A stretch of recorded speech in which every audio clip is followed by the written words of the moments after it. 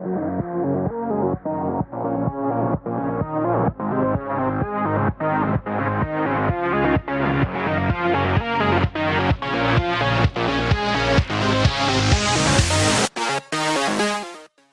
gamers, and welcome to Game Warp. I'm Elwood, I'm Kim. and this is the first half of our E3 coverage. E3 2018 has now been and sadly gone, and like Christmas, we're sort of now in that state of post-euphoria. The fact we've now opened all our presents and now been left with so much used turkey. But now it's time to recap and look back. So this is the first half of our coverage, and we're going to be talking about the EA conference, Microsoft, Bethesda, and Square Enix. But I mean, to kick things off, I mean, Kim, how did you obviously find this year's E3? I mean, for myself, it felt like this overwhelming beast of a conference going in, and now that we sort of finished it, and we've had conferences that have perhaps not lived up to their potential. We've had some disappointing no shows this year. How you sort of found it? Because for myself, I found it kind of middling. It's definitely in the middle, I think. In many ways, I think certain games delivered. When they delivered really well. And then the ones that didn't make it on was obviously a disappointment because, as we get through the different shows and the different conferences, we'll talk about what expectations we did have going in and, certain things that we didn't see, obviously. I think that at the end of this, it's going to be a really, big debate of whether it's Xbox, Ubisoft, or PlayStation that came out on top. Mostly because those were the big shows, which, at least for, I think, me and you, was a little bit more of a standout. Obviously, there were other titles in the other conferences that kind of made it worth watching.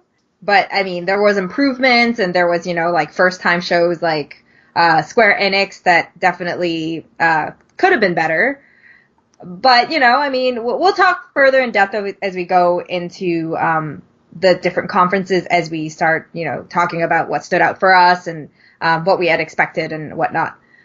So I think right now is a good time because this is already going to be a long show to jump right in and start with Electronic Arts. So the EA conference was the first to kick off on Saturday afternoon.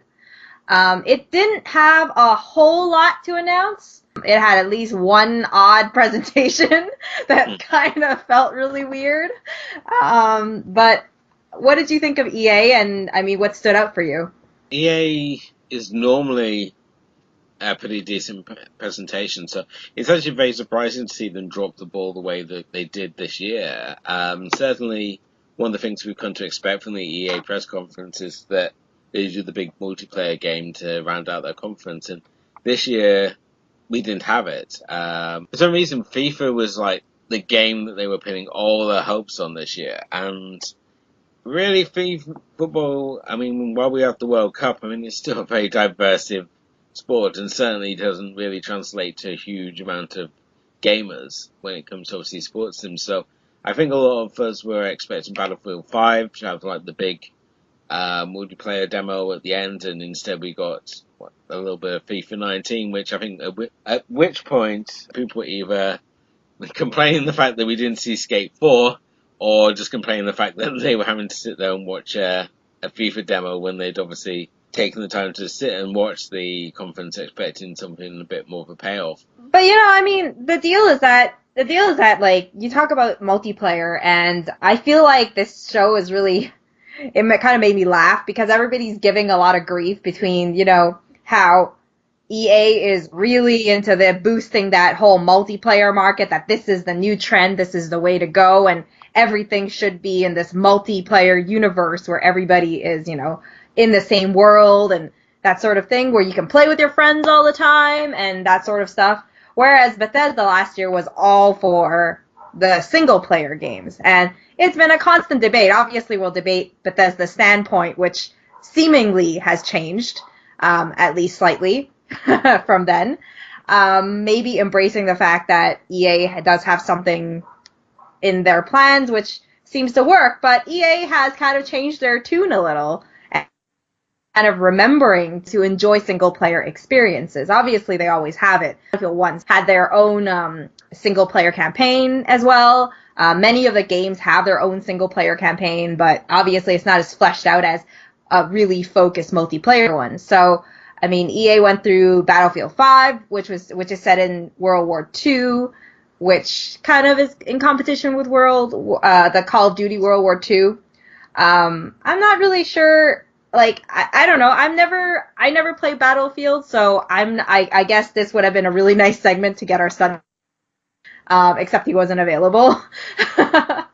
No, he was pretty sad. I mean, our son gave I think he tapped out on day one, which is always a great sign. But when we look at Battlefield 5, I mean, we've obviously moved from World War One to World War Two now. Most interestingly, the fact that here they're choosing to make it less of the boys' own adventure and instead focus on the untold stories of World War Two. To quote EA, it's about the moments of heroism to real and relatable characters. Obviously, front and center, we have the female soldiers being featured. This was a real theme of EA, is the fact that we're seeing more and more games featuring female characters up in front as the lead, or the option to choose a female character that's the same on par as a male character, which is really great. We obviously saw it with the new Assassin's Creed that's coming out, which gives you the option to be either a male or female character. And certainly with Battlefield 5, we see female soldiers featured throughout, in particular Nordley's World Story, which was like the first of the war stories from the new game to be revealed, with all female soldier on the battlefield. And certainly it's really great the fact that they're choosing to highlight the role of women within World War II, because they're sort of like these unsung heroes of the war, and certainly anyone who does a little bit of a Google search will know just the role that women played, obviously outside of just working in munition factories, which is obviously the role that we tend to think of when we think of the role of women within World War II, the sort of taking on the role of the sort of the home guard and keeping the homeland running, when there were actually key soldiers, obviously on the front line, who were women, and it's great for them to obviously be represented by Battlefield 5. Um, Unfortunately, we're obviously going to see this trend this year of the Battle Royale game, and it seems every game is now having to bring in a Battle Royale mode because PlayerUnknown Battlegrounds and Fortnite all are very popular at the moment. So I think games such as like Call of Duty Black Ops 4 and certainly Battlefield 5 are all seeing their Battle Royale modes added. On the plus side, we have seen the removal of loot boxes and premium passes. A big emphasis in EA this time, a huge emphasis. I think that, like I said, I think EA is addressing a lot of the negative media that they got last year. I think it's good. I mean, I was never a big fan of loot boxes to begin with. Not that I played a whole lot of multiplayer games. I mean, moving on from Battlefield 5, we obviously got the announcements for Star Wars. I thought it was really odd for the Respawn Entertainment to go on in the middle of the crowd. It was a fairly awkward announcement that Jedi Fallen Order is currently in development. It's going to fall between the third and fourth film in the timeline. There was no trailer. It's just pretty much expecting to have a holiday release in 2019, which I suppose will have its main feature for next E3. But of course, I mean, Battlefront 2 is another multiplayer game, which kind of hit a little snitch when it first came out. Yeah. So, I mean, it wasn't quite the launch that they EA were hoping for. I mean, they had already encountered problems with the original Battlefront for Star Wars, and the fact that when they released the second game, they're expecting that they'd corrected all these issues, only to basically find that they had a whole bunch of other issues that they've slowly been correcting, and players have been returned to the games, but it's been sort of like a long road to hoe for the game, and certainly hoping by tying it in more with the release of Solo and to focus on the Clone Wars in particular. So they're going to be bringing in characters such as General Grievous, Count Dooku, and Anakin Skywalker as playable heroes in the game, which certainly in the case of General Grievous has been a very long time coming. And they're also bringing in such like elements such as like Ewok Hunt, to try and bring people back. But you have to wonder with the amount of first-person shooters currently out there at the moment, not to mention like all the free battle royale style games like Fortnite and PlayerUnknown Battlegrounds, whether it's going to be too little, too late really for Battlefront 2. I don't know. I mean, Star Wars has its following for sure. Obviously, I think that there's still a market for it. There's still people who are, I mean, pretty much fans. Obviously, the announcements for the Clone War characters really got the fans really excited in the crowd. And I Yeah. mean, if you judge from crowd, just the crowd reaction, it seems like it's going to really capture its audience, obviously. But I mean, whether it actually delivers as well as is our characters really enough to, you know, bring back an experience that felt lackluster in the first place. I feel like a lot of people might go into this feeling a little bit skeptical as to whether they can truly redeem themselves. But I mean, we'll see when everything gets released and how everyone feels about it, what the reaction is. I was just about to say, I think EA generally have a lot to redeem themselves for this. I mean, even when you look at the big heavy hitter of the conference, Anthem. Anthem basically, the more we saw of it, it just basically came out like, oh, it's just Gears of War in an Iron Man suit. It's like, oh, this is not Well, quite the game we there were hoping for. You know, I was looking at Anthem and I was like, okay, well, this is kind of like the formula for Destiny 2. This is how Destiny 2 was marketed last year. And then you add in this like space element, like this kind of like, I don't know, weird, this different world element to it. And that's what it is. You know, everybody is, I mean, as we go through the shows, I'm probably going to be pointing out that a lot of these games now have become this open world playground, and it's just everybody is in the same space playing in a same world. The world changes, it's all simulated, everybody gets the same world. I'm This is really cool. It is a really cool thing, but it's not unique anymore when every single company is doing the same formula now, obviously in their same universe. But then, I mean, you can argue that about other games with their own setting and their own characters that will make it unique to themselves. Moving on from Anthem, obviously one of the heavy hitters for me, being the indie person around here, it would be the EA Originals. We've seen a lot of success with EA Originals. Unravel close to our hearts because it's a debut of the Game Warp podcast, the show, Hmm. and of course, you know, we had Fee that was released earlier this year, A Way Out that was released also in February. Now, of course, the big announcement for me, at least, or I felt like maybe the highlight of it all, was Unravel 2, because it would be available the day of, and it is currently available. It is now not, it could be a single player experience, but it is a co-op experience essentially, because now you have two Yarnies after our original Yarnie had his yarn pretty much detached or broken from him. I love Coldwood Studio and what they're doing with Unravel. I think that, you know, obviously Unravel had its little problems with the puzzles and stuff like that, and having two players play it might prove to be a frustrating experience. It would really wait to see. We are really eager to try this game out. I'm very certain that, you know, it's one that we're definitely going to be hopping into sooner rather than later. But I Yeah, I mean, mean, what did you think about it?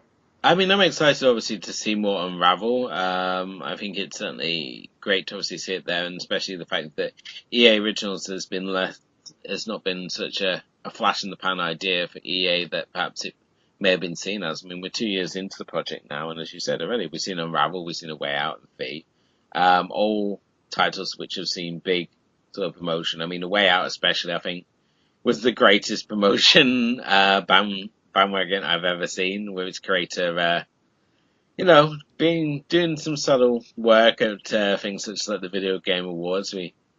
He made some subtle appearances to promote his game, and I think it's certainly interesting to the fact that we're already on sequel for Unravel 2, which came really out of nowhere, and the fact that it's now two Yarnies, which sort of gives that multiplayer element. And if you want, you can just play with yourself and just control these two Yarnies. They do look a little creepy when they just like if you're playing single player because they just basically morph into like the one Yarny.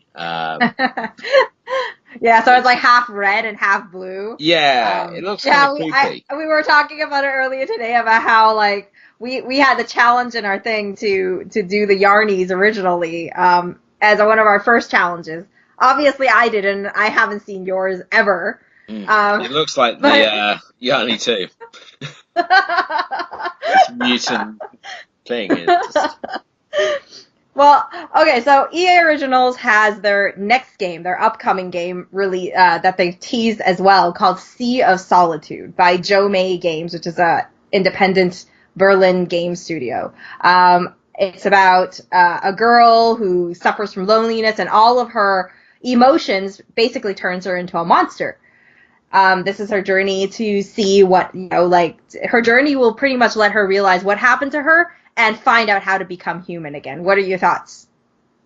yeah. I mean, it certainly looks interesting. It's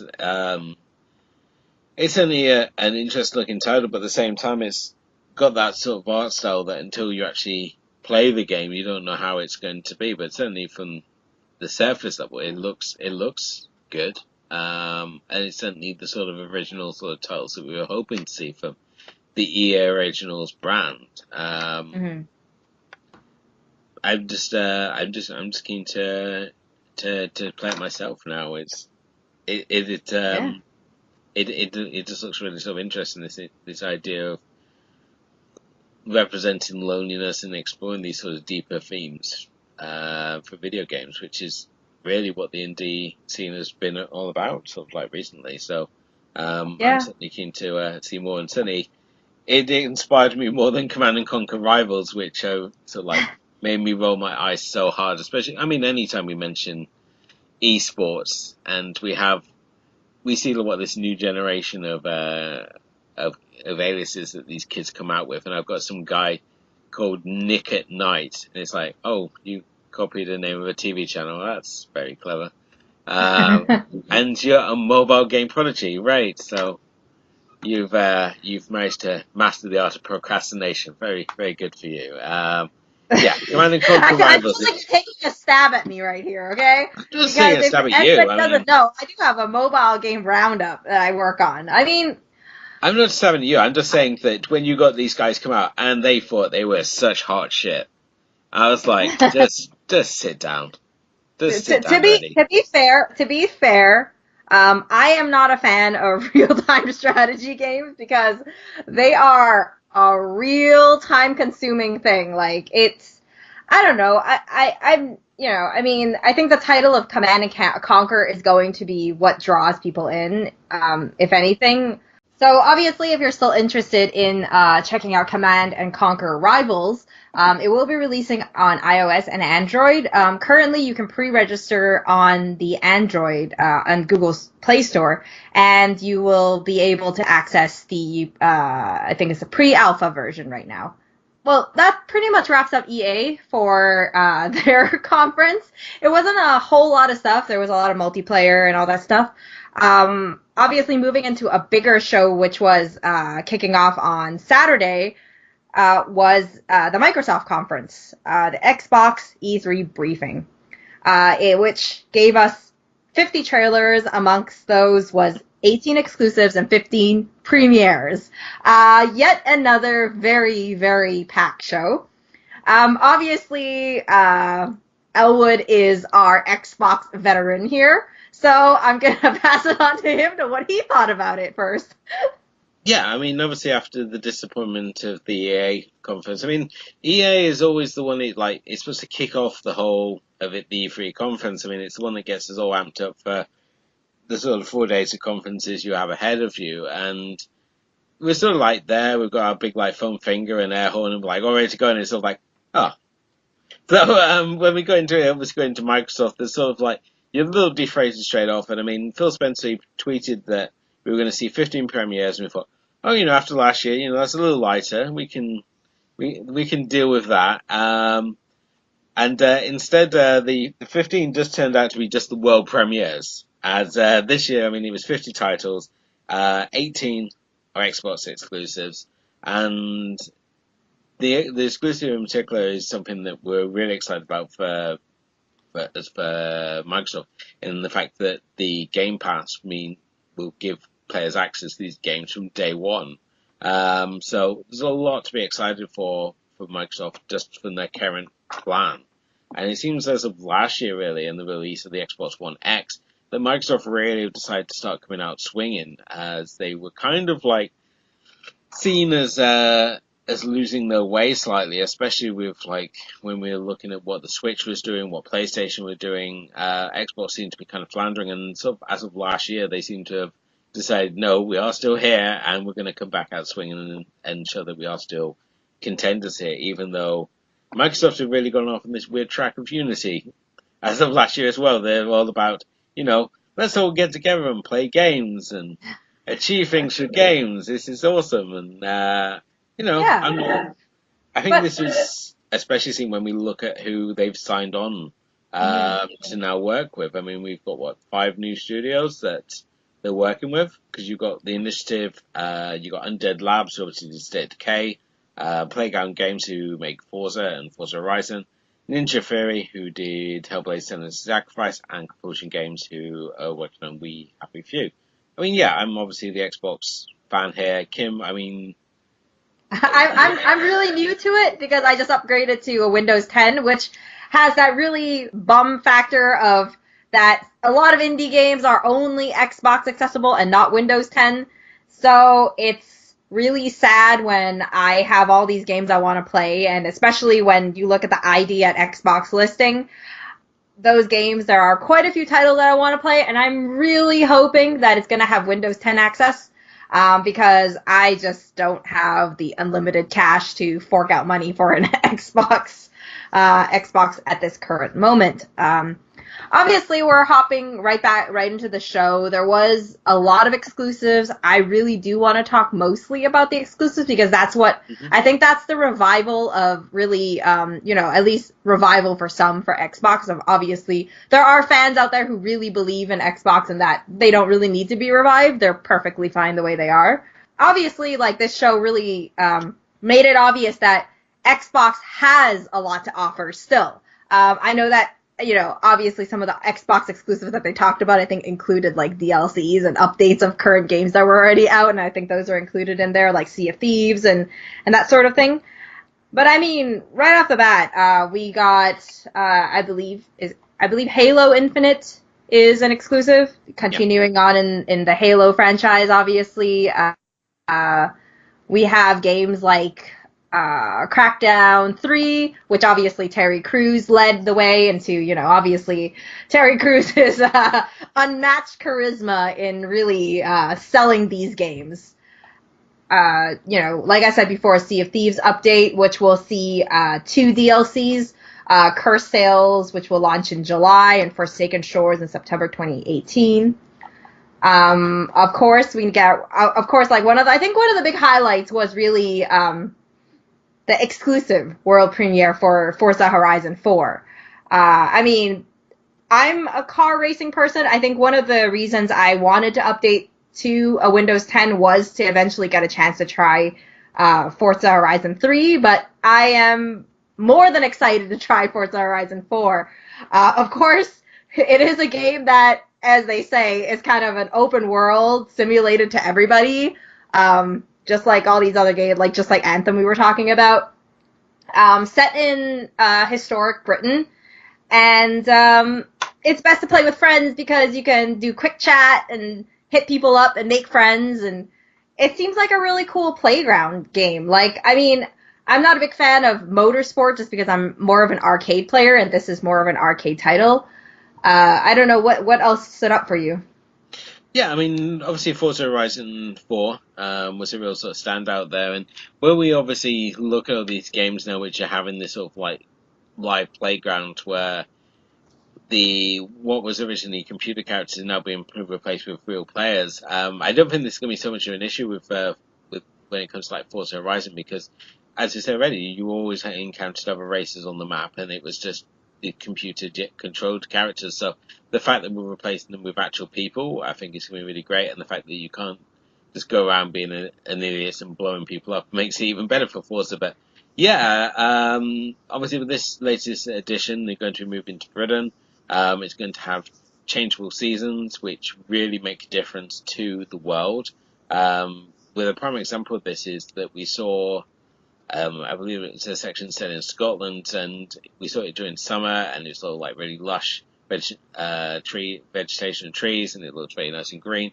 Then it switches to winter, and it's like, oh wait a minute, we can now drive on that lake we were just driving past. So the courses completely change depending on the type of year, time of year that it's actually taking place at, and certainly the Forza Horizon series, it's always been kind of like the little smash mouth cousin of the Forza Motorsport series, and it's a real great series, especially if you're a fan of arcade racing, because it doesn't procrastinate over all those tight little turns. But I know when we're certainly doing we were doing sort of like the live chat between myself and Kim, and Forza Horizon came on. I sent her a message. I said, "Looks like you're gonna have to buy an Xbox now," because I know that our son gamer is probably just gleefully looking at getting his hands on Forza Horizon. I mean, of course, we have to do a little bit of promotion. Our stunt gamer runs the racing simulation segments on the channel. So currently, there's Gran Turismo Sport and Assetto Corsa. Upcoming is Project Cars 2. But Forza Motorsports would be more up his alley just because of the fact that that's more of a racing simulation game. Arcade games are up my alley. And hopefully once I get a chance to, gather up some money by then, I'll get this going and we'll stream it or something. I am hoping to get a racing stream eventually up going on here eventually. It's just, we're always so packed with games and stuff that we never get a moment to think about other games that are like a billion hours long. Yeah, new competition. Buy Kim an Xbox. First one to do it wins. If you can help us, let us know in the comments section. Or hit us up at gamewhatpodcast@gmail.com. The reward is that you can tell me to play anything and I will stream the entire game all the time. Yeah. Extra incentives. The reward is that you get to help us broke ass gamers. Good feel good. Okay, moving on. We also have we have a few indie exclusives. Obviously, coming right off from having the announcement that Compulsion Games is has now been, acquired by Microsoft, is We Happy Few. And We Happy Few, it's been in early access for 2-3 years? I mean, I think it was announced, we saw the first footage when we covered this, 2 years ago? Yeah. And suffice to say, I mean, this early access, I think it's a real kick in the butt when you're in the early access for so long, because people go from anticipating to just wondering what's going to happen next. Obviously, the trailer we saw here does get me a little bit more excited, because now there's more of an idea about, why are these people in masks and what is this drug? And there's an actual struggle between people who actually don't want to be in this, forced, joyful world and that whole sort of scenario. And I think that, there is quite a bit of potential. I have a newfound interest and intrigue in discovering what this game is all about. I know this is one of the titles that you were really looking forward to. I don't know how you felt about it before this was released and the wait time in between till now. Oh, I mean, We Happy Few. It's very it's sort of like a Terry Gilliam take on an Orwellian world. And at the same time, I think there's a lot of people who compare it to the likes of BioShock. Yes, I mean, visually it looks really interesting. I mean, with the fact we've got the population being forced to be happy by taking joy. And it certainly looks as if there's something still there. Whether interest is still there, I mean, 2 years later, I mean, this was the first time we were at EA, we got very excited about We Happy Few, and then we sort of moved on to other things then, because if you're going to do early access, it does help if you sort of corner it pretty early on and don't just sort of leave it hanging out there. And especially as a an Xbox exclusive, it would have been really great to sort of get on and make more of it. But now it sort of like it felt kind of like, oh, that hasn't been released yet when it Yeah, came out. exactly. So I actually had that same thought go through my head. I was like, oh, wasn't that released a few months ago? And then I was like thinking, oh wait, I think it was an update to the early access. I can't remember anymore. yeah, Yeah, but I mean, I think that what's really funny is that maybe We Happy Few wasn't quite as exciting as seeing Session happen. I mean, I am a huge I am hugely interested in someone like remaking California games. Even though I've never played much of any of the Tony Hawk or whatever skateboarding games, Session looks incredible. I mean, I remembered seeing it when it was first announced, I think a few months ago, and I was totally sold. And I mean, maybe it's the fact that right now we're really selling on these extreme sports and these sort of like really stunts and all these things that you can do. And it gives you this kind of arena to embrace these things without breaking your arm or leg or neck or whichever body part that you don't want to be put in a cast for too long.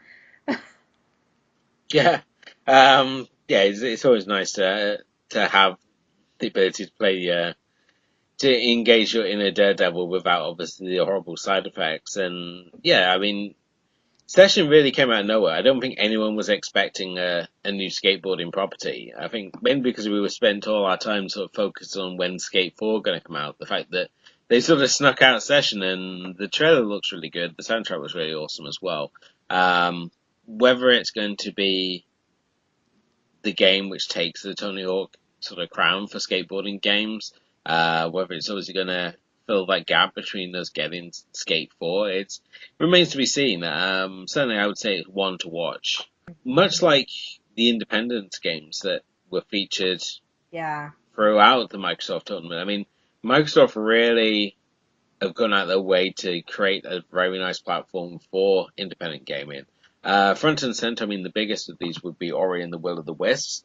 Now, we obviously played Ori and the Blind Forest before, and we both enjoyed it. Certainly, when we saw Ori and the Will of the Wisps, this game looks fantastic. It It looks really great. looks I great. mean, it really helps that, you're seeing now Ori has these different mechanics, like he's in this like mine cart going somewhere and you see all these different ways that I think the changes will really help. It's gonna add a little bit of difference while still retaining everything that made it so charming in its first game. You talked about Ori, obviously. We also got a snippet of Awesome Adventures of Captain Spirit, but I'd love to talk about that in Square Enix's conference. At the same time, obviously, ID at Xbox gave us After Party, a game that I think is going to make my 2019 because it's from the Night School Studio, which are the developers of Oxenfree, which we both love dearly. Obviously, there's also Below, which is a game that has been in the making for a really long time. We first heard about it when we were talking with Slay, aka Insomniac Nights. And it looks very promising. Obviously, there's the very popular Dead Cells, which is coming out, and Sable, which we'll also talk about at the PC Gaming Show, which we'll cover later on. Some other titles is, Cuphead has their new DLC, The Delicious Last Course. It has a new character, it has new bosses, some new levels, and maybe a little bit of a heartbreak for me at the same time is that an exclusive is Tunic is an exclusive title, which is kind of like a fox in a It's Fox Legend of Zelda. Zelda. Yeah, exactly. He's And got a green suit on. His Link in a fox costume. That's what it is. it is incredibly cute, and it made our top 10 indie E3 reveals last year. And I love, and I really, really look forward to playing the game. There is no release date for it yet, I believe. But I mean, it's one that I totally. I'll try my best to be able to play it. Hopefully, it's not only on Xbox. It's gonna have like a Steam version or something. That would be really appreciated. Moving on from indie titles, there are still a few, AAA titles. Obviously, the big hitter. There are, I think, 3 big hitters left that we saw. One was Devil May Cry 5. And then there was obviously Cyberpunk 2077, which ended the show abruptly. And Cyberpunk 2077 ends the show. This was the game everyone's very excited about, especially because we've been waiting a few years to get anything other than the teaser, and we got, well, a cinematic trailer instead, so still no idea how that's going to play, but certainly the idea of a junk future and the style that it's put across, but very much like Kung Fury. So I'm very excited to see that. I mean, before that, I mean, we obviously had the return of Gears with Gears 5, Gears of War 5, and many were very unhappy with how Gears of War was introduced because we had this triple header of Gears title, and they decided to go with Gears Pop as the lead-in rather than Gears of War 5. And come on, building anticipation. This is what you do. You start from the least anticipated one that is most likely to be hated on, and then you go, you know what? We got something up our sleeves. We got tactics. You know, if you like, you know, maybe Final Fantasy Tactics, Gears Tactics is kind of like their take in this universe. And then, you know, after that, they come up with the big sequel that they're looking for. Yeah, obviously with Gears of War 5, it's a prequel, so it's set, I believe, 10 years before the first Gears game. Gears Tactic, I'm very excited for, man, because it's basically building on the popularity of Mario plus Rabbids Kingdom Battle, because it is XCOM, but with Gears. It's such an expansive show. I mean, you can read all our coverage for all the conferences through thatmomentin.com. So if we have missed anything, we have got some written coverage for you there. So it's kind of hard just to hit all these points. I mean, Microsoft, we could do this podcast on Microsoft alone. It was such an expansive show and such a show which got you, I think everyone's so excited just the titles that are coming out. I mean, looking at things that you even just get hints of, such as like Jump Force, which Sekiro, Shadows Die Twice. You know, there were Battletoads, which is an exclusive. Yeah, Battletoads was actually the one I cared the least about of all these things. I think the big surprise for myself at the Microsoft conference was Dying Light 2. Yeah. A game which combines free-running mechanics in a medieval-style post-apocalyptic future. And this actually promises to finally deliver as a game where your choices do truly, in fact, impact on the world around you.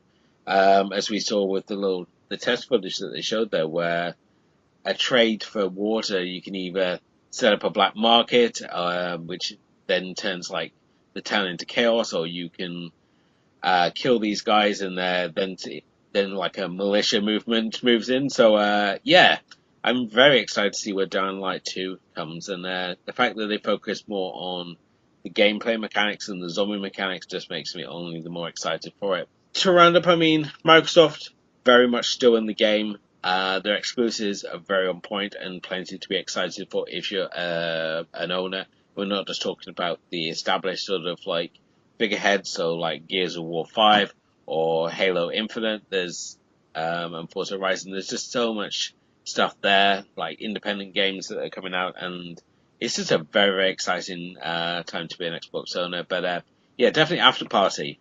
After Party, I can see as being the game that we're going to be very excited about when it comes out. I mean, like I'm going to do a little tangent here before we jump into talking about Bethesda. But I mean, just looking at the 2019 titles coming out, be it mainstream, be it indie games, it is fantastic. Some not mentioned here, obviously some not in E3, but like a lot of the titles, I mean, I am looking forward to 2019 much more than I'm looking forward to 2018, to be honest. I don't know what I'm looking forward to this year. I don't even know what I'm looking forward to this year. I mean, A Way Out came out. We haven't played it yet. We're supposed to eventually. But other than that, I mean, obviously there was Fee. I honestly, like, 2019 is in my head right now. Anyways, after I saw fangirling about 2019, let's get back into the present and look at Bethesda. Well, Bethesda promised and teased and did all they could to really, really ramp up the enthusiasm and excitement and anticipation for their press conference, boasting that it's probably going to be the longest longest, which it turned out it was, mostly because Todd Howard spent, 30 minutes on stage talking. Hmm. And obviously they had the whole tease with Rage 2 before they released that trailer a month before the conference. They had a whole thing which was, I think a week before the conference, which was Fallout 76. If anybody sat through that, 24 odd hours stream or something, then I applaud you. I only watched the highlights. Like a Then normal watch the person. teaser trailer. Because, I don't get paid to sit around to watch a stream and not sleep. I treasure my sleep quite a bit. We have enough projects as it is. So obviously Bethesda had it had quite a few titles. I mean, there were some surprises. We had gameplay footage for mostly everything that we saw. Obviously, it's nice that they changed up the dynamic a little, and obviously there's still Elder Scrolls talk, Elder Scrolls Online talked about Legends, and then obviously they ended the show with a very anticipated Elder Scrolls 6, which everybody has been wanting, instead of seeing multiple versions and endless versions and adaptations of Skyrim. Obviously they kind of made a joke on themselves and did this really humorous trailer called the Very Special Edition, where Skyrim is on Alexa. I have heard that it's a true thing. I don't know if that person is lying to me. It could be the case, but I don't know if I'm interested in researching that more. Yeah, a very special edition. With I can't remember his name. Is it? I don't know. I can't remember the name, but no, just the end of the special edition where he's like, "Come for your supplies." He's like, "Oh, you have no magic potions." And it's like, "Eat cheese," and his wife's in the background. He's still like, "You can't eat cheese." He's like, "Eat all the cheese." I was like, "Yeah, that's me." It's good to see Bethesda connecting with their audience. So, um, yeah, I mean, the opening of Bethesda when they did their usual, "Oh, look how happy our employees are," and they show like the janitor and the Well, kitchen crew and stuff. it's really funny because I can't really laugh at it in case, because I do have a friend that is working in Bethesda, and he was actually featured in the featurette. So for me to laugh at it, I feel kind of inappropriate doing that. Yeah. um, The so clip of the guy with the bin on his head while his friend hits him in the head with the sword, I mean that's just another day at the office here. No mind Bethesda. It's just what we spend all our time doing. well, this is we work out of home offices, so our two headquarters have our fun little elements. Any devs who have sat down for an interview with us know that you will have cats and all kinds of noise happening all the time. We're just overrun with studio cats. Yeah, our studio cats, we have numerous ones. So, so obviously, Rage 2 is one of your hugely anticipated. You were super excited about this. I remember when this first got. Oh yeah, I think Yeah. Rage 2. I mean, this has been developed by Avalanche Studios, who obviously did Mad Max. Probably one of the most underrated titles of late, and I don't understand why. It's a really fantastic game. Certainly, when you look at the vehicle combat sections, they basically are doing the what they did with the Mad Max games here, and I think that works really, really well. The footage here that was introduced by a performance by Andrew WK, who I was very amped for. I can't say the same for the crowd, who look like they've been brought there at gunpoint, and I just have to say that if your crowd's not into it, do not focus the camera on them to remind you that they're there, because to see Andrew WK going balls to the wall, saying like amping everyone up to do the theme tune for Race 2, and you look at some guy clearly annoyed that you're interrupting his conversation. No, but it's talking with the crowds is really funny because Bethesda is very caring for their crowd, I think. So they have their speeches all scheduled out, and there are pauses, brilliant pauses expecting applause, and you have this like like unenthusiastic. It's just, it's like you're waiting for those few claps in the audience, and it's just so awkward. But I mean, they to be honest, Bethesda really did redeem themselves from last year, quite a lot. I mean, they got Doom Eternal, which we got a teaser, Hell on Earth, and all that stuff. I'm sure Doom fans are extremely excited to go back and slay some demons. Obviously, Fallout 76, we got a lot of footage for it, a very extensive look at the world. Yet again, it's kind of like the Anthem and the Forza and all that stuff. It's an open world, simulated to everybody, and you have all your friends that you can go in. It's all real people. It's, there's a lot of, there's like your solo missions, but it's also better to play in teams. As I said, Bethesda is embracing this shift into, playing games with your friends. I think it's not a bad idea. I honestly think it's not that bad. Obviously, it's harder. Obviously, they already said right away that, it's harder to play solo. But hey, if you get angry, you can go to a nuclear missile site and just blow everyone up. So why not, right? Fallout 76 is a very big roll of the dice for Bethesda. I mean, they started off, they essentially set the table using the Microsoft conference. And a lot of people are like, well, why are they doing the big reveal for Microsoft? And then you realize that they reveal what 76 is at Microsoft. And that means the table's set. So when they come into their own conference, it's like, we already know what we're getting. We can now focus on the more smaller details, and everyone's already excited for this. So it was a really smart move by Bethesda to use Microsoft to sort of as a launch point. 76, I mean, a lot of people thought it was going to be more like Fallout Shelter. It was going to be like kind of like a base building sort of game. Well, it's still fairly base building. I mean, you are trying to rebuild the world after the nuclear attack and all that stuff, right?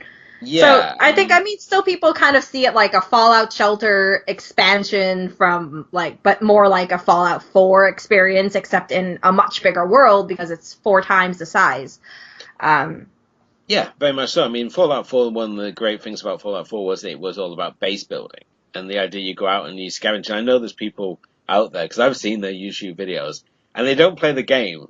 They just basically spend all their time building bases and go out into the wasteland just to scavenge resources. It's kind of like Home Makeover, just the very extreme edition. So I'm gonna go out to the wasteland and battle a bunch of super mutants to get a screw, so I can build my fan in my little apartment. And obviously with Fallout 76, it's going to be sort of very much a more online based world, so you're going to be interacting with other players more. This, of course, brings the concern that we're going to end up with GTA Online and the fact that you're just going to have people trolling you constantly. And I'm hoping that Fallout's going to be seen as too much of a highbrow title for these lowlifes to just be spamming it. But with the promise of small servers, these are going to be 12 people at a time on a server, and just the style of gameplay, I'm hoping that Bethesda will have some plans in place to reduce the troll element.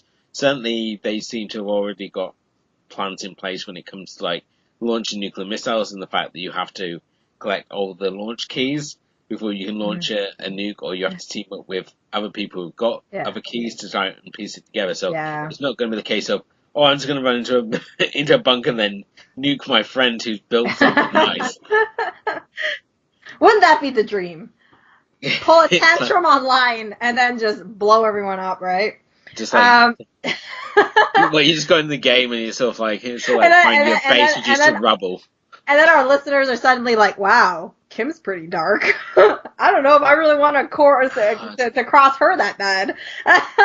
76, how the VAT system's going to work, which is obviously the targeting system, and the fact that with VATS it slows everything down to a crawl and just these sort of slow motion sort of shot moments. And I don't think that's going to work in this game. But the fact that we're in West Virginia, it's a greener environment. It's also 4 times the size of the map than we saw in Fallout 4, so it's a very different environment than we've seen in previous Fallout games.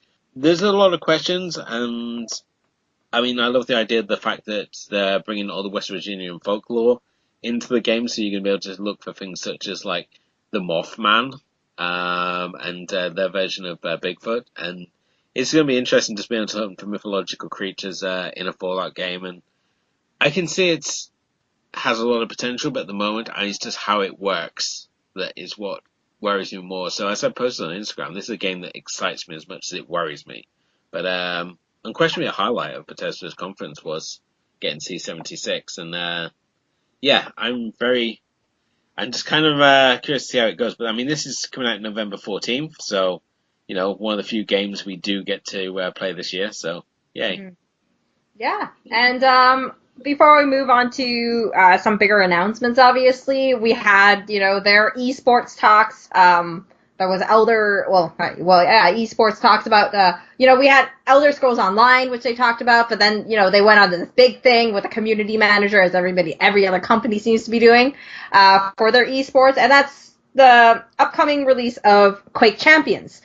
Obviously, right now you can play the trial in early access. Moving on, obviously, Prey DLC also has upcoming, well, maybe not upcoming, one is already available, Moon Crash, and an upcoming one which is also going to be available in VR called Typhon Hunter, which you can play with 5 other friends. Which seems like a really oddly balanced one because it's about you and 5 other friends as mimics. So it's supposed to be a really scary hide and seek mode with a lot of jump scares and such. I don't know how that's going to exactly work. But I mean, for fans of Prey, I'm sure like the additional content is definitely a welcoming idea.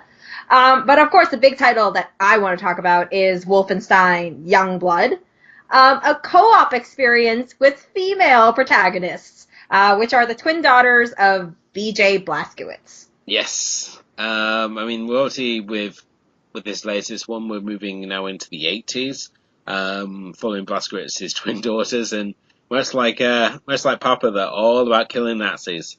And you know what's even better for us is that we love co-ops, but 80s co-ops is exactly where we're at. Yeah, I mean, it'd be nice to obviously see where they go with this world.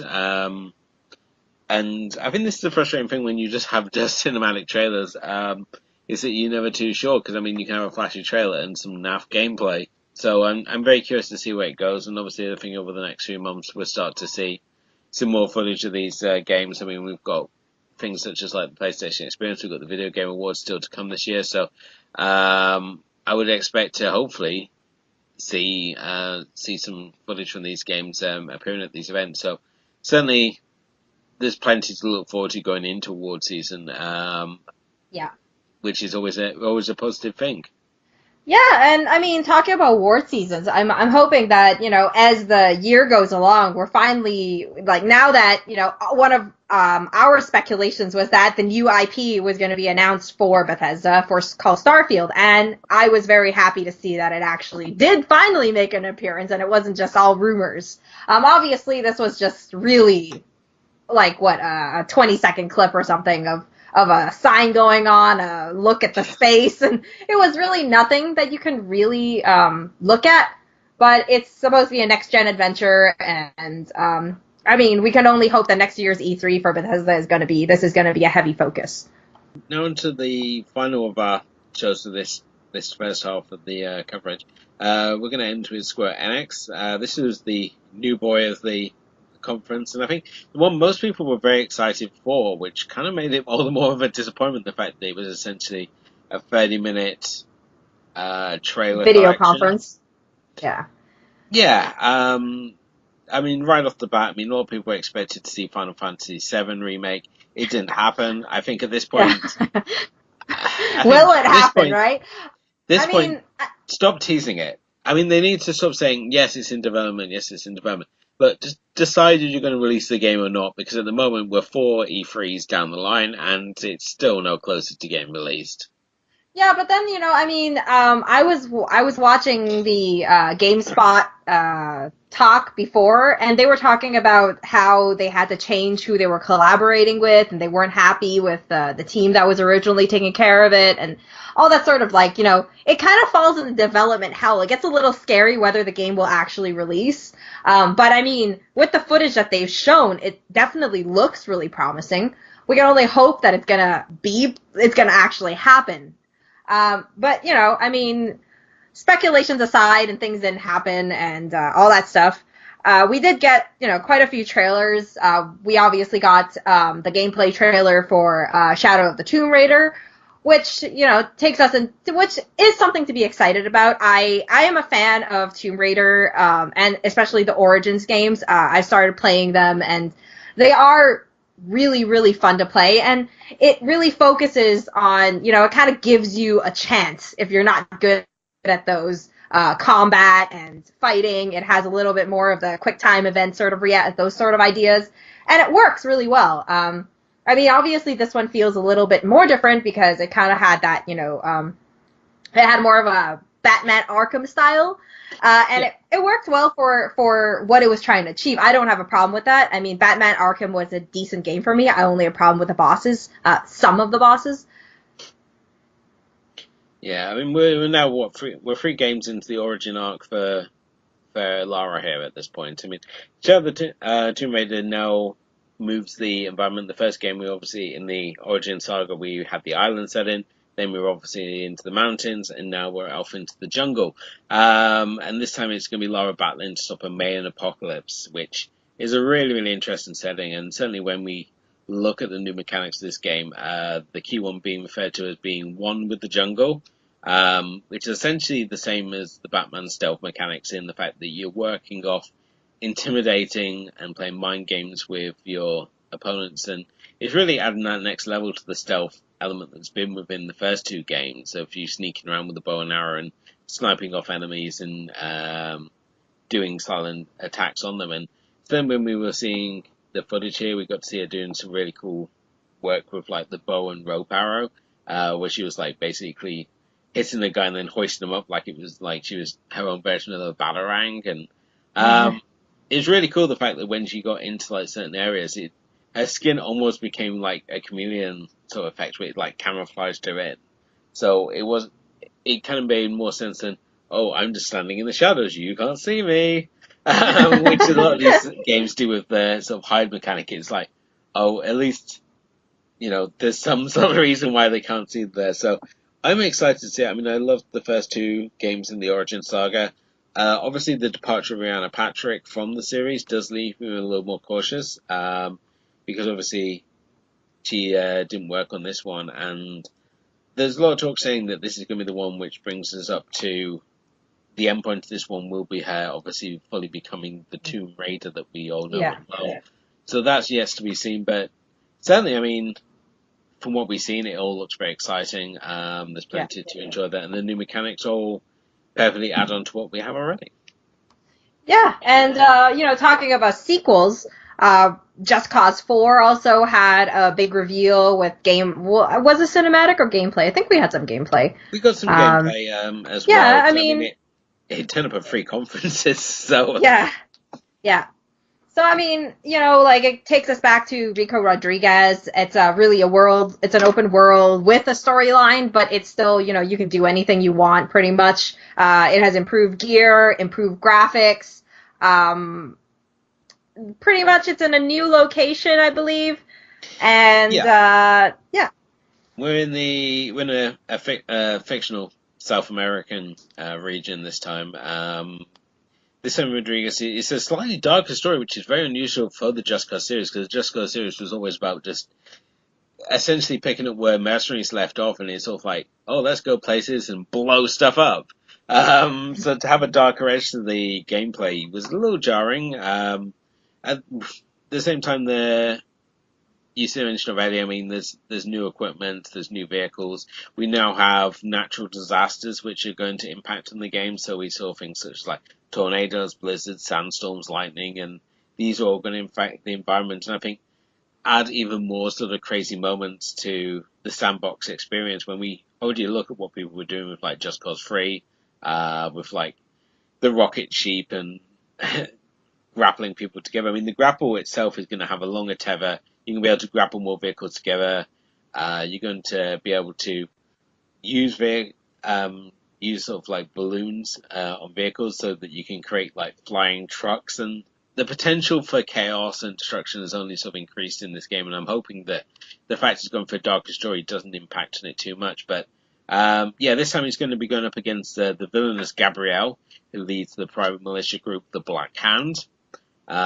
So yeah, it's I think with Just Cause 3 they kind of finally nailed what sort of game they were trying to make. I mean, with the additional power of like the Xbox One and PlayStation 4, it finally like the game that they were trying to make. That it felt like something had been missing with the first two, and Just Cause 3 was just so much fun. So I'm certainly looking forward to seeing what fun we can have with Just Cause 4, especially when you've got the idea of playing around with bulldozers and wrecking balls and cranes. And it's all like you're watching it and it's going like, I'm going to take one of those and one of those, I'm going to do that. And then toss it in a tornado, you know? Yeah, it's so like, I'm going to So like just put Triple X complete to free for all. shame. Yeah. So obviously the sequels don't end there. We also got the announcement that everybody knew would happen is Dragon Quest XI, Echoes of an Elusive Age. I'm not much of a Dragon Quest fan, but it is going to be a colorful RPG. It's more of a cinematic thing we got. There's going to be a collaboration between Dragon Quest and Final Fantasy Brave Exvius, which will release in September 2018. And this game is getting a bunch of limited edition stuff that you can get with a lot of collectible goodies for fans of the game, and it will be releasing this year, September 4th, on PlayStation 4 and Steam. I think one of those things which is very special about Square Enix is that a lot of the games are going to be only on PlayStation and Steam. I don't know if they're going to eventually get Xbox, but I have no idea. But obviously, other than that, there's the heavy hitter of the show. Everybody's excited for it. Kingdom Hearts 3. I'm still in the middle of Kingdom Hearts 1, working through some levels. The games are long. They're very, very but they are so fun to play. And I mean, even though I haven't finished any of an actual Kingdom Hearts, I was also very excited. And surprisingly, I mean, this Kingdom Hearts 3 also showed up at 3 conferences. This one and this trailer that showed was an extended version of the one that was as Xbox. But surprisingly, when it hit PlayStation, we actually got another footage, which I was scratching my head why we didn't get it here.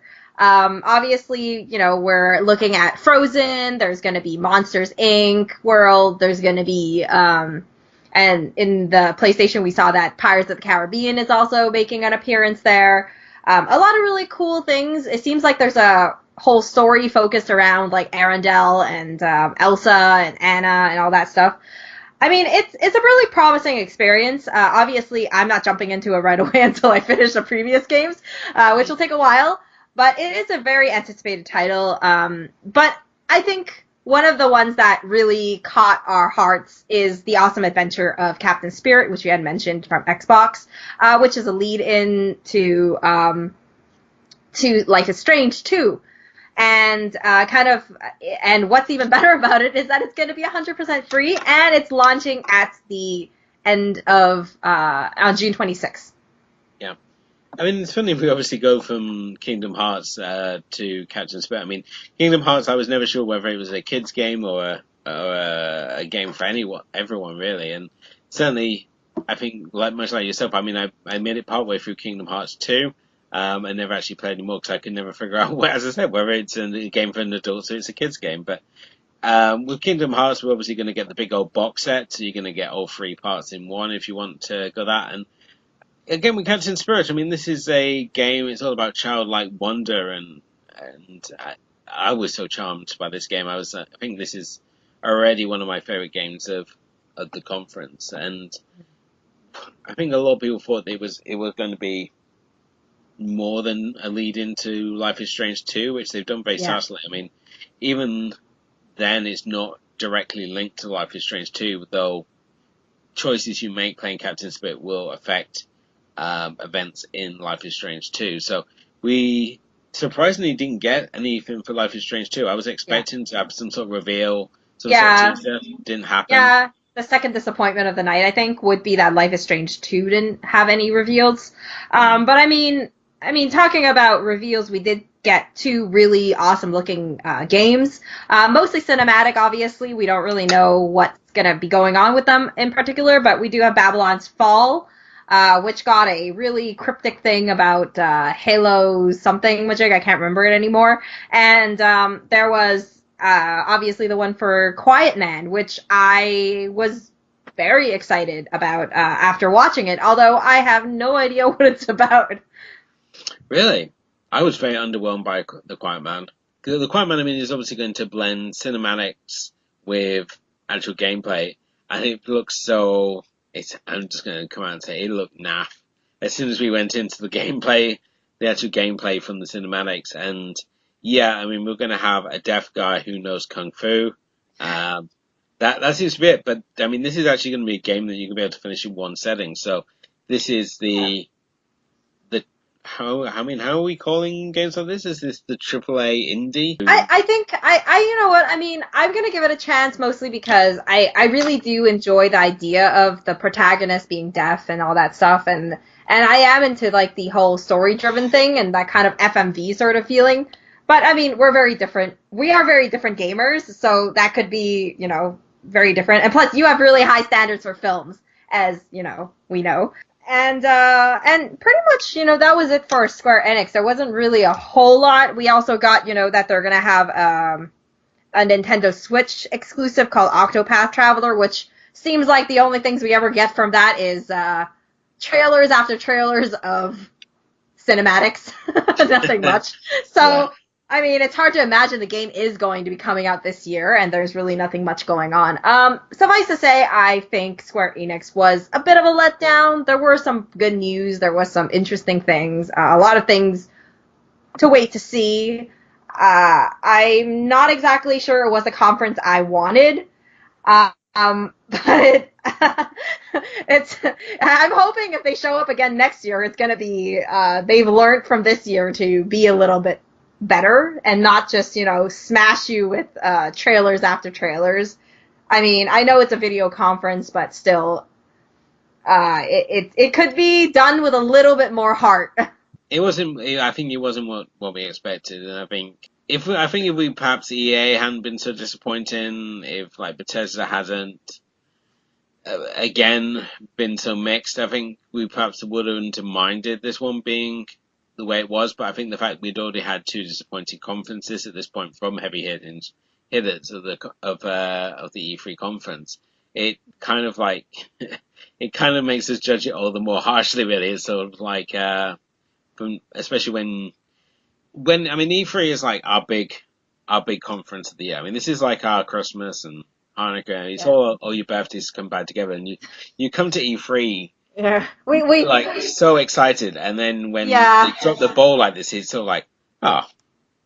Yeah, I mean, I think it's really the fact that I would have to doubt that. I don't think Bethesda was very, it was mixed, but not disappointing, I guess, because I didn't really have a lot of high expectations for it. But Square Enix is one that, you know that they've been around a long time, that they have the potential to make really great games, and it's amazing that they have their own conference so that they can reveal their own information. And yet they vouch for the route of just showing trailers and having like, you know, two games that really had a lot of description. Other than that, everything else was just like a, you know, constant drop. It was like a nonstop, overwhelming overload of information. I mean, I don't know. The first half of the E3, the standout is definitely Xbox. Obviously, it's quite the surprise, but I am really excited about, you know, all the indie titles we saw and all that sort of stuff. I mean, Bethesda had some cool titles as well. I have to say, so far in our thing, EA probably is the one that's falling. Well, maybe Square. I don't know. EA and Square are kind of the same level. They have some exciting titles, but mostly it was a little bit sad. It lacked a lot of excitement that would have continued on for the rest of the weekend, especially with Square starting off the Monday events. And Monday was a heavy day with 4 conferences, including the PC gaming show. So I think this wraps up this first half of our E3 Yep. press conference impressions. EA, Bethesda, Microsoft, Square Enix. In the description below, you're going to see all of our full recaps and impressions. In case there was anything that we skipped over, you can find it in the description below. With that said, next, the part 2 will be covering Ubisoft, PlayStation, PC Gaming Show, and Nintendo. I hope that, everybody comes back to check that one out, obviously. It should be up shortly after this one. With that said, thanks so much for watching. If you enjoy the show, please like, share, and subscribe. For gaming news, I see, I don't have my thing. If you want to head over to thatmomentin.com to read our gaming reviews. You can find new gaming news every single day on Facebook and Twitter at Game Warp Podcast, facebook.com/Game Warp Podcast. You can see some gaming obsessions that we've been having over on Instagram, instagram.com/Game Warp Podcast. And obviously, when we do stream, you can find us on Twitch, twitch.tv/Game Warp Podcast. Till next time, bye!